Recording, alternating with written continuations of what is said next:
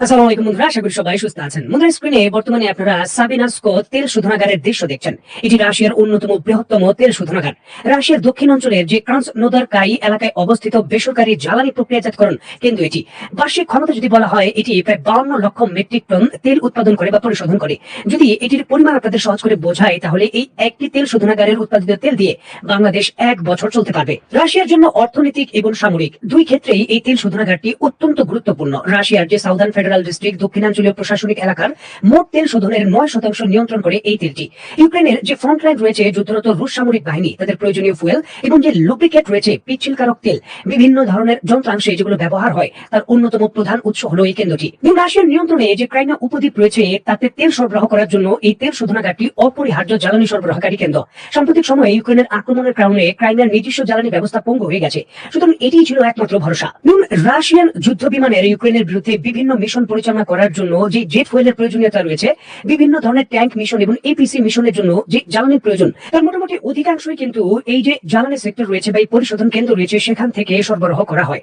যদি কোনো কারণে এটি ব্যাহত হয় বা ধ্বংসপ্রাপ্ত হয়ে উৎপাদন কমে যায়, যুদ্ধক্ষেত্রে রাশিয়ার আক্রমণের তীব্রতা, তাদের ফ্রন্টলাইন ধরে রাখা বা যে কোনো মিশনের সক্ষমতা অনেক কমে যাবে। আর এইবার ইউক্রেন এখানেই শক্তিশালী হামলা করেছে।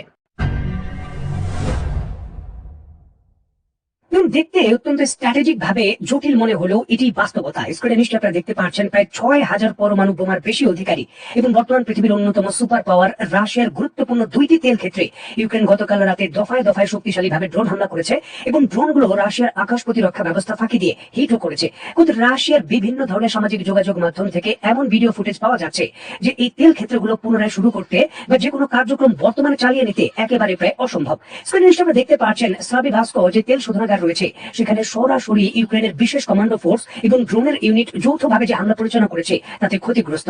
ক্ষয়ক্ষতির বিষয়ে যেমনটা জানা যাচ্ছে, ইউক্রেনের ড্রোন সরাসরি আঘাতের কারণে তেল শোধনাগারের তেলের ট্যাঙ্ক ফার্ম এবং মূল শোধন ইউনিটের বিশাল অগ্নিকাণ্ডের সৃষ্টি হয়।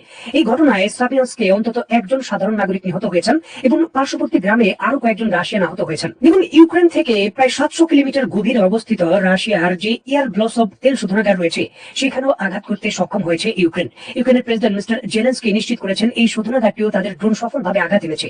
হামলার পরপরই নিরাপত্তা নিশ্চিত করে মস্কো এবং ইবস্কো শহরের মধ্যকার কিছু সড়ক এবং স্থানীয় বিমানবন্দর সাময়িকভাবে বন্ধ করে দেওয়া হয়। এবং ইউক্রেনের প্রেসিডেন্ট মিস্টার জেলেনস্কি এই হামলাকে রাশিয়ার বিরুদ্ধে দূরপাল্লার অর্থনৈতিক নিষেধাজ্ঞা হিসাবে বর্ণনা করেছেন। তিনি জানান, প্রতিটি আঘাতের মূল্য হলো অর্থ।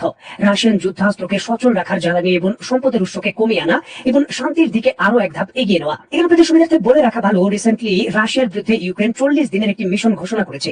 এই 40 দিনে রাশিয়ার বিভিন্ন ধরনের সামরিক স্থাপনা, তেল শোধনাগার, মিসাইল উৎপাদনের কারখানা এবং গুরুত্বপূর্ণ যে অর্থনৈতিক অঞ্চল রয়েছে, সেখানে হামলা করবে ইউক্রেন, এমনটা তাদের দাবি। এবং এই হামলার কারণে রাশিয়া যাতে ইউক্রেনের সঙ্গে একটি যৌক্তিক যে চুক্তি রয়েছে, সেই চুক্তি করতে বাধ্য হয়, তার জন্য তারা প্রেসার দেবে। ইউক্রেনের পক্ষ থেকে দাবি করা হচ্ছে, এই 40 দিনের হামলায় তারা অলরেডি বড় সফলতা পেয়েছে। বিভিন্ন ধরনের যে দৃশ্য পাওয়া যাচ্ছে এই হামলার, রাশিয়ান কর্তৃপক্ষ নয়তো রাশিয়ান জনগণই সেই দৃশ্যগুলো চিত্রায়িত করে প্রকাশ করেছে। নিশ্চয়ই স্ক্রিনে আপনারা দেখতে পাচ্ছেন, যেইভাবে হামলা হচ্ছে, মেঘের একেবারে কালো কুণ্ডলী, ধোঁয়ার যে কালো কুণ্ডলী রয়েছে, পুরো আকাশকে, মস্কোর আকাশকে এবং এর আশেপাশের আকাশকে পুরোপুরি ভাবে ঢেকে দিচ্ছে। এটি যেন পারমাণবিক হামলা বা একেবারে বড় তৃতীয় বিশ্বযুদ্ধের মতোই একটি বড় ধরনের হামলা, যেটি রাশিয়ার অভ্যন্তরে করা হচ্ছে। এখানে আপনাদের সুবিধার্থে বলে রাখা ভালো, এর পূর্বে মিস্টার পুতিন বারবারই তার বক্তব্যে দাবি করেছিলেন যে রাশিয়ার মূল ভূখণ্ডে যদি কোনো হামলা করা হয়, তাহলে রাশিয়া তার যে পরমাণু অস্ত্র রয়েছে সেটি ব্যবহার করবে, সেটি ব্যবহার করার তার অধিকার রয়েছে। এবং এই ক্ষেত্রে মিস্টার পুতিন তার যে সংবিধান রয়েছে, সেই সংবিধানও কিন্তু কিছুটা চেঞ্জ করেন। তবে সংবিধান পরিবর্তন, হুমকি ধামকি বা বোমারু বিমানের উড্ডয়ন, কোনো কিছুই যেন ইউক্রেনের যে দৃষ্টতা রয়েছে এবং তাদের মিশন পরিচালনার যে ক্যাপাবিলিটি রয়েছে, তা থামাতে পারছে না। একের পর এক ইউক্রেন এমন নজিরবিহীন মিশন পরিচালনা করছে, যা পূর্বে কখনো কিন্তু চিন্তাও করা যায়নি। আপনি নিশ্চয়ই জানেন, গতকালকে ইউক্রেন তার প্রথম তৈরিকৃত যে FP5 ফ্লামিঙ্গো যে ক্রুজ মিসাইল রয়েছে, 3000 কিলোমিটার রেঞ্জের, প্রায় 1.2 টন পেলোড বহনকারী সেই মিসাইল দিয়ে রাশিয়ার যে ইস্কান্দার মিসাইল উৎপাদনের কারখানা রয়েছে এবং আন্তঃমহাদেশীয় ব্যালিস্টিক মিসাইল উৎপাদনের কারখানার যন্ত্রাংশ রয়েছে, সেখানে হিট করে দিয়েছে। আর এর পর পরিবর্তন করে এই হামলা তারা করলো এবং তারা নিশ্চিত করেছে আগামী 40 দিন ব্যাপী এই হামলা অব্যাহত থাকবে। দেখুন, ইউক্রেনের সামরিক প্রযুক্তির উত্থান এবং সুনির্দিষ্ট এই হামলা এবং রাশিয়ার আকাশ প্রতিরক্ষা ব্যবস্থার এই ব্যর্থতা, সকল কিছু মিলিয়ে মিস্টার পুতিন এবং রাশিয়া একটি কঠিন সময় পার করছে। এই কথা আমি বলছি না, রাশিয়ার প্রেসিডেন্ট মিস্টার পুতিন নিজে তার বক্তব্যে এই তথ্য স্বীকার করেছেন যে রাশিয়া একটি কঠিন সময় পার করছে এবং তাদের একটি কঠিন সিদ্ধান্ত নিতে হবে। যুদ্ধকে কেবল 4টি অঞ্চলের মধ্যে সীমাবদ্ধ রাখার আরেকটি প্রস্তাব রয়েছে, মূলত কেবল খেরসন, জাপোরিজিয়া অঞ্চল, দোনেস পিপলস রিপাবলিক এবং লুনাক্স পিপলস রিপাবলিকে যুদ্ধ চালানো আর অন্য সব জায়গায় যুদ্ধ বন্ধ রাখা। রাখা। People's Republic. While তারা কেন এই অনুরোধ করেছে তা স্পষ্ট, কারণ আমরা যদি এতে সম্মতি হই তবে এটি ইউক্রেনীয় সশস্ত্র বাহিনীকে মিকোলাইভ, দিনিপ্রোভাস্ক, খার্কিভ এবং সুমি অঞ্চল এবং রাষ্ট্রীয় সীমান্তের অন্যান্য অংশ থেকে তাদের সৈন্য সরিয়ে নেওয়ার সুবিধা দেবে, যাতে তারা এই সৈন্যদের পূর্ব উল্লেখিত 4টি অঞ্চলে ব্যবহার করতে পারে। other parts along the state border and to use সৈন্য বা জনবলের তীব্র ঘাটতির কথা বিবেচনা করলে ইউক্রেনীয় সশস্ত্র বাহিনী নিশ্চয়ই বিশ্বাস করে যে এটি তাদের জন্য একটি লাইফলাইন বা বাঁচার পথ হতে পারে, কিন্তু তাদের কোনো লাইফলাইন দেওয়া আমাদের এজেন্ডায় বা পরিকল্পনায় নেই। throwing them a lifeline is not on our agenda. ইউরোপীয় ইউনিয়ন এবং যুক্তরাষ্ট্র রাশিয়াকে নতুন প্রস্তাব দিয়েছে। প্রস্তাবের অধীনে 4টি অঞ্চলের ভেতর যুদ্ধ সীমাবদ্ধ থাকবে।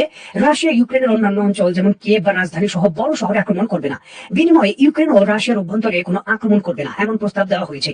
তবে মিস্টার পুতিন সেই প্রস্তাব মানেননি। তার বক্তব্য অনুসারে যদি এমনটা করা হয় তাহলে ইউক্রেন সারা সীমান্ত থেকে সকল সৈন্য সরিয়ে এনে এই 4টি অঞ্চলের ভেতর সকল শক্তি প্রয়োগ করবে।